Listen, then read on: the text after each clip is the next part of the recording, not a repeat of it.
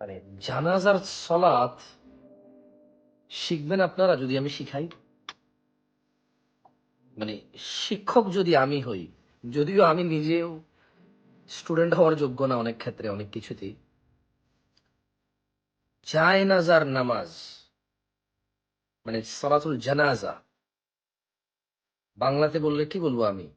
অনেকের বাপ মারা যায়, মা মারা যায়, স্ত্রী মারা যায়, ছেলে মারা যায়, চাচা মারা যায়, দাদা, নানা, ফুফা, ফুফি, খালা, খালু ইত্যাদি মারা যায়। কিন্তু জানাজার নামাজে উপস্থিত হয়ে কি পড়বে কিছুই জানে না।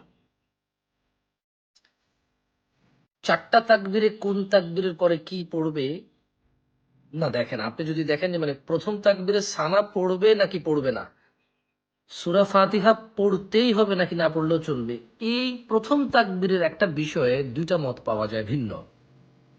এর মধ্যে বাংলাদেশে একটি দল খুবই কঠোর যে সানা পড়া যাবে না, আর একটি দল খুবই কঠোর সানা পড়া লাগবেই। একটি দল, একটি মত খুবই কঠোর যে সূরাতুল ফাতিহা পড়তেই হবে, দলিল আছে হাদিস থেকে। আরেকটি দল খুবই কঠোর যে সূরাতুল ফাতিহা পড়া যাবেই না। তা প্রথম তাকবীরের এই বিষয়টা বড় বড় আলেম ওলামা যারা সালাফ সালেহিনদের থেকে কথা বলেছে ওনাদের থেকে সমাধান করা সম্ভব, কঠিন না ইনশাআল্লাহ। নিরপেক্ষ হয়ে সমাধানে গেলে সম্ভব। বাকি দ্বিতীয় তাকবীরের পরে কি পড়বে কারো কোনো আপত্তি নেই, কিন্তু মানে দুইটা মানে আলাদা আলাদা মত পাওয়া যায় না, ভিন্ন মত পাওয়া যায় না, কারোর সাথে কেউ ডিসএগ্রি না। তৃতীয় তাকবীরে কি পড়বে কারোর সাথে কেউ ডিসএগ্রি না।